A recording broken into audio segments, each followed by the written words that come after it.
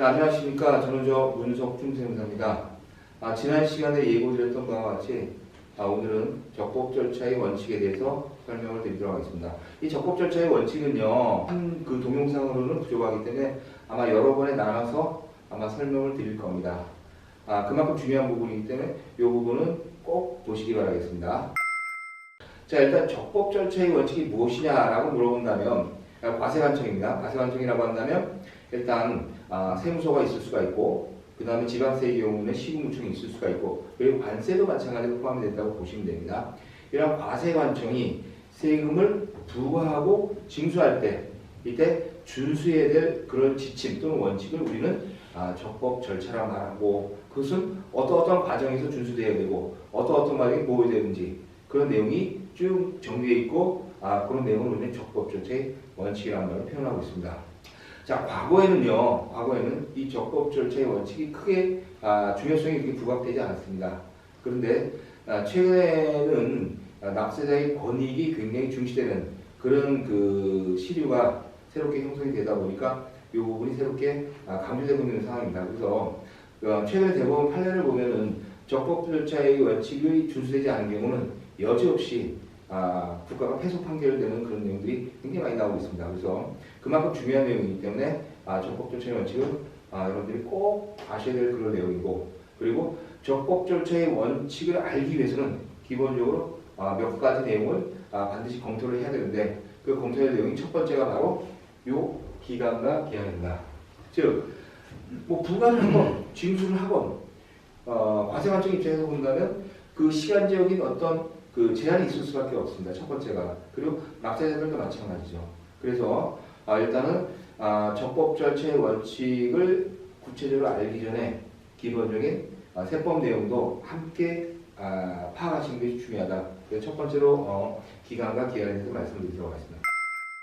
자, 기간이라고 하는 것은 일정한 시점부터 시점까지 연속된 시간의 종합, 이것을 기간이라는 말을 표현하고, 기한이라고 하는 것은 기간의 만료점을 우리는 기한이라는 말을 표현합니다.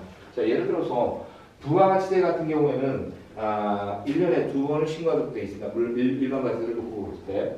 자, 그때 1월 1일부터 6월 31일까지를 과세기간이라는 표현하고, 과세기간이요. 이 과세기간에 대한 실적을 다음 달 7월 25일입니다. 25일에 신고하고 납부하도록 되어 있는데, 이때 7월 1일부터 7월 25일까지를 기간이라고 하는 말을 표현합니다. 그렇죠? 신고 납부 기간, 그리고 7월 25일을 만료점이니까 이때를 기한이라는 말로 표현합니다. 자, 그런데 이 기간과 기한의 계산에 있어서는 원칙적으로 세법에 규정이 나와 있는 대로 우선적으로 적용하지만, 세법에 별도의 규정이 없거나 또는 그 내용이 충실하지 못할 때는 이때는 민법 규정을 준용한다. 이렇게 보시면 되겠습니다. 자, 그래서 기간과 기한은 굉장히 중요한데 시작과 끝을 의미한다. 자, 이렇게 정리를 하시면 되고, 이거 간단한 내용입니다. 자, 그럼 이 기간과 기한이 납세 의무와 관련해서 어떻게 접목되는지 그걸 한번 보도록 하겠습니다. 자, 납세 의무라고 하는 것은 말 그대로 세금을 내야 될 의무, 이걸 이제 납세 의무라고 하는데, 이 납세 의무는 납세 의무가 성립되고 확정되고 또 소멸되는 이 일련의 흐름, 사이클로 구성되어 있다. 이때 납세 의무가 성립되었다고 하는 것은 내가 세금을 내야 되는 것을 인지한 상태, 즉 얼마를 내야 되는지는 모릅니다.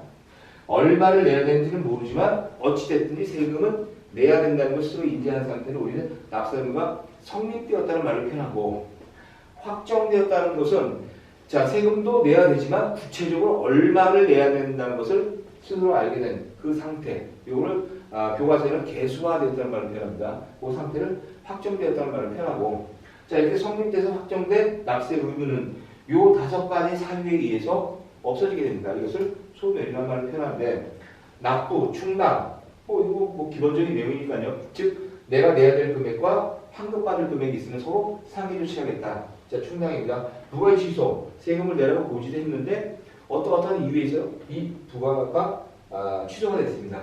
당연히 세금 내야 될 의무가 없고. 자, 그 다음에 네 번째하고 다섯 번째. 자, 우리가 요거를 주 업을 하고 있죠. 그렇죠? 제척기한의 만료, 소멸시효의 완성, 요 사유에 해당하면 세금은 없어집니다. 그렇죠? 소멸됩니다. 그래서 우리는 그전에 뭐라고 했냐면 세금 면책이라는 말을 썼는데 세금 면책이라는 말은 세법에는 없는 용어다. 다만 납세자의 편의를 위해서 면책이라는 말을 썼을 뿐이지 정확한 세법상 용어는 납세금 소멸이라는 말로 그렇게 설명을 드렸죠? 예, 같은 내용입니다. 그래서 제적기간의 만료. 자, 이거는 부가와 관련된 겁니다. 그렇죠? 소멸시효 완성은 이건 징수와 관련된 겁니다. 그렇죠? 이 두 가지 사유에 의하면 세금은 소멸된다. 자, 그럼 이것이 왜 중요한지 그리고 이것이 기간과 기한에 어떻게 연결되는지 한번 보자는 얘기입니다. 자, 예를 한번 들어보겠습니다. 예. 자, 우리가 이렇게 그 실무를 하다 보면 제일 많이 나오는 것 중에 하나가 뭐냐면 출자자의 제2찬합세무라는 게 있습니다. 출자자의 제2찬합세. 자, 무슨 얘기냐면 법인입니다. 법인. 회사의 그 대표이사가 됐든 뭐가 됐든지 간에 그 법인의 과점주주. 그렇죠? 그 법인의 지분을 51% 이상 갖고 있는 사람을 과점주주라는 말로 표현합니다. 과점주주와 특수관계인이 만약 있다고 했었을 때 그 사람은 법인이 납부하지 못한 세금에 대해서 2차적으로 세금을 내도록 세법은 규정하고 있습니다. 자, 이것을 뭐라 하냐? 출자자의 제2찬합세무라는 말을 표현합니다. 출자자의 제2찬합세무라는 말을 표현하는데, 자, 출자자의 제2찬합세무, 자, 여기를 보고 보겠습니다. 자, 원납세자는 누굽니까? 법인입니다. 그렇죠? 법인. 회사예요, 회사. 법인이 원래 세금을 내야 되는 납세자입니다. 자, 이거를 다른 말로 뭐냐면 주된 납세자라는 말을 표현합니다. 또는 주된 납세무자.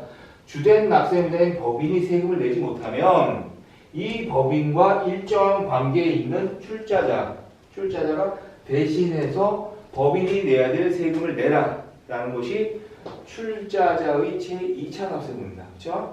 자, 그래서 요거는 조금 좀 전문적인 내용인데, 자, 부정성이라는 말을 표현합니다. 이 부정성이라는 말이 무슨 의미냐면 법인에게 미친 법률적 효과는 그대로 출자자에도 동일한 효과를 미친다.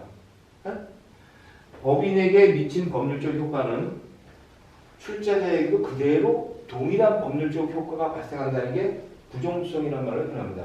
자, 그리고 두 번째로 보충성이라는 말이냐, 보충성이라는 말은 무슨 얘기냐면 법인이 내지 않은 금액에 한해서 이차납세금을 지는 거지 무한적인 납세금을 지는 건 아니다. 그래서 우리 맨날 보면 뭐 어떤 게 나옵니까? 출자 지분이 몇 프로나 보죠.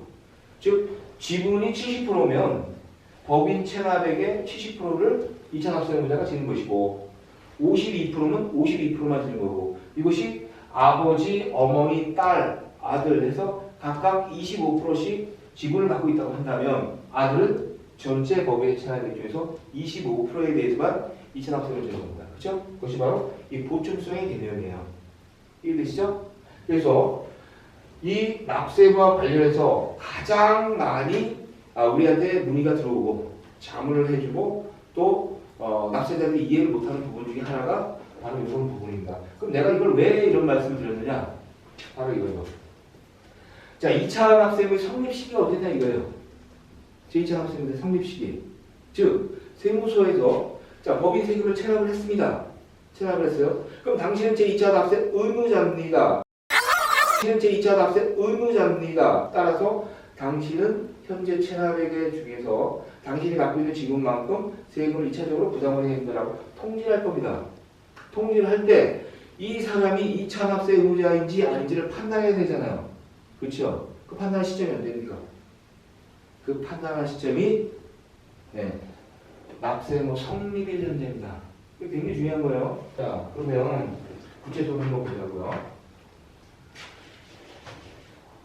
자, 다른 거는 뭐 특별히 볼 거 없고 세 가지만 보시면 세 가지. 하나는 뭐냐? 법인세, 그리고 부가세, 그리고 종합소득세. 이것이 가장 많이 발생하는 세목이기 때문에 이 세 가지만 보시면 돼요. 자, 그러면 뭘 봐야 되냐면, 자, 법인세. 법인의 사업연도가 나와요. 사업연도. 사업연도. 그러면 법인의 사업연도는 어떻게 되어 있습니까? 법인이 정확히 다르네요. 우리 회사는 1월 1일부터 12월 30일까지 하겠다. 우리 회사는 6월 1일부터 다음 연도 5월 30일까지 하겠다. 그럼 마음대로 해도 됩니다. 다만 사업연도 종료일로부터 3개월 내에 법인세 신고를 하도록 되어 있어요. 그런데 일반적으로 모든 법인들이 1월 1일부터 12월 31일을 그냥 적용해요. 일반적으로. 왜? 다른 데서 다 그렇게 하니까. 근데 반드시 이렇게 해야 되냐? 그렇지 않아요. 그거 회계 연도는 자기들이 정하기 나름이야. 다만 1년을 넘길 수는 없어요.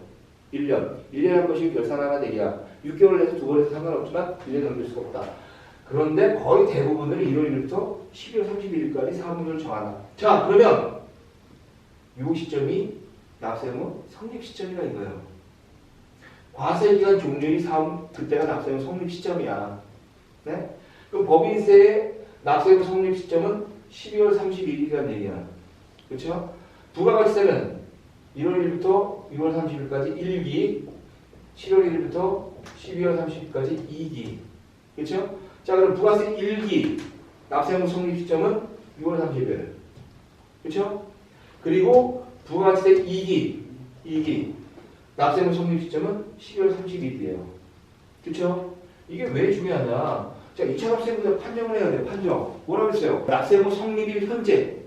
납세의무 성립일 현재 과정주주에 해당할 때는 2차 납세의무 전환을 했어. 자, 법인세. 자, 이 사람이 12월 30일에 주식을 팔았어요.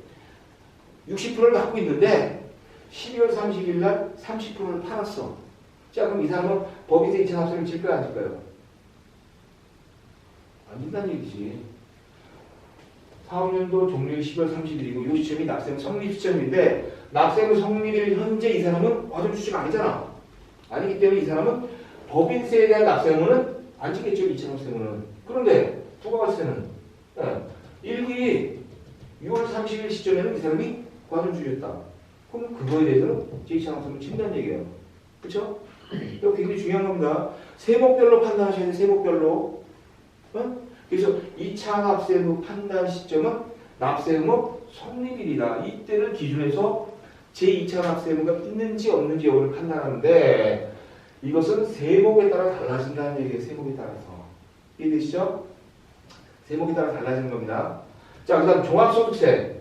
자, 이건 1월 1일부터 12월 30일까지 고정돼 있어요. 무조건 개인 사업자가 됐던 뭐가 됐든지 간에 개인 소득이 발생하면 매년 1월 1일부터 12월 31일까지를 과세 기간으로 해서 다음 년도 5월 31일까지 신고를 하도록 되어 있어요. 맞죠?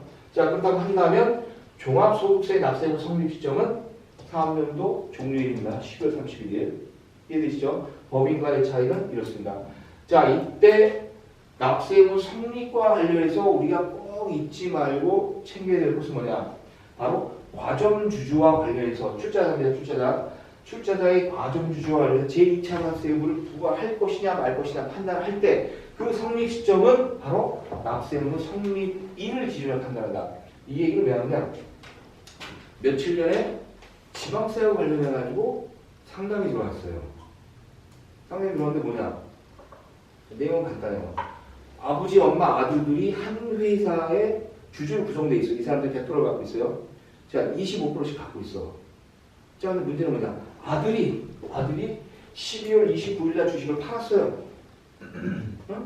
12월 29일 날 주식을 팔았어. 자, 그런데 그 지방자치단체죠. 모 시청에서 이 아들한테 또 제2차 납세의무자니까 지방세에 대해서 또 25%만큼 세금 내라. 안 내면 법적으로 취하겠다는 식으로 계속 통보장이 날아오는 겁니다. 자, 이랬을 때 여기 대항할 룰은 뭐예요? 아들은 납세의무 성립일 현재 과점주주 또는 특수관계를 보면서 제외됐죠. 2차 납세의무를 부여할 수가 없다는 얘기예요.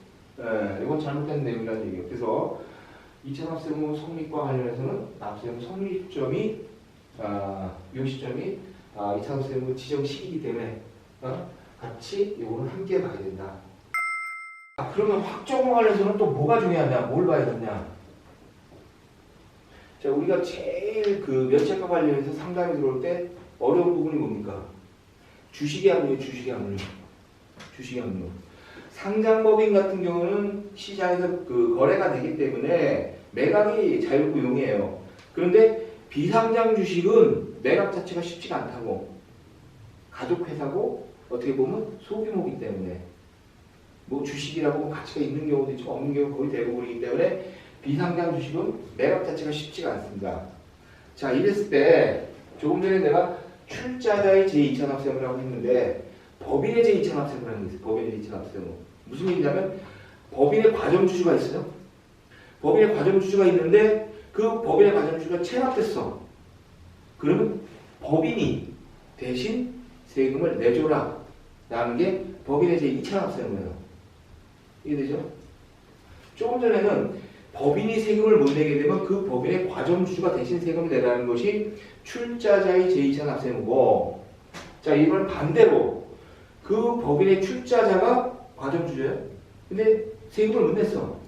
자, 그러다 보니까 그 세무서가 어떻게 했습니까? 그 법인의 그 출자자의 주식을 남용해서 여러 가지 형태로 할 거라고. 그러면 어떻게 하냐? 법인이 대신 그 사람의 세금을 갚아라라는 내용입니다. 전제가 뭐라고요? 확정 시점이에요. 자, 이거는 출자자는 납세무 성립일 현재 그 법인의 과점주주가 2차 납세무를 지라는 거고, 법인의 2차 납세무자는 법인의 제2차 납세무는 납세무 성립이 아니라 확정돼서 신고 납부기야. 자, 이 사람이 세금을 내야 돼요. 못 냈어. 못 냈을 때 그 시점을 기준으로 해서 판단하는 얘기예요. 다르지? 다른 그 시점이 여기는 12월 30일 현재 시점에 과점주주냐 아니냐 판단하고, 요거는 확정이니까 과점주주가 이 사람이 언제까지 세금을 내야 돼. 그런데 못 냈어. 체납됐어. 그 시점에 그 법인이 이 사람이 과점주주가 맞다면 법인이 납부기한 종료일 현재 시점으로 판단하라. 납부기한 종료일이 언제? 확정! 왜? 여기서 마찬 부가세도 7월 25일까지 하잖아요. 이 시점이 확정 시점이잖아. 법인세도 3월 31일이 확정 시점이고, 이 시점에 과점주주냐 아니냐를 보라는 얘기예요. 응? 내용이 다른 겁니다. 그래서 그걸 가지고 이제 자 판단을 하셔야 된다. 자, 그래서 요 일단 뭐 적법 절차의 원칙은 이제 들어가면은 굉장히 복잡한 경우도 많고 법리도 많아. 근데 그걸 일일이 다 보기는 너무 복잡하고 어려우니까 일단 우리가 실무 그리고 상당히 많이 들어오는 사례를 중심으로 해서 우리가 꼭 알아야 될 내용들. 자, 그것만 몇 가지를 일단 말씀드렸는데, 자, 일단 기본적인 거로는 기간과 기한의 개념, 그 다음에 납세무 성립, 확정, 소멸, 이것이 같이 연동돼서 우리가 판단해야 될 내용들이 굉장히 많다. 자, 이렇게 보시면 됩니다.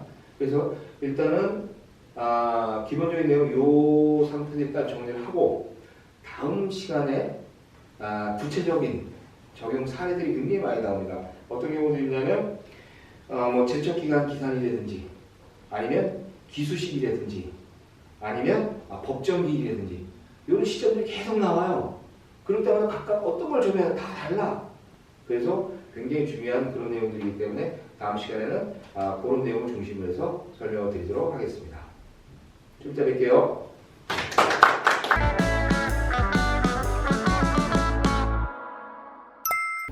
맞다. 알람 설정까지.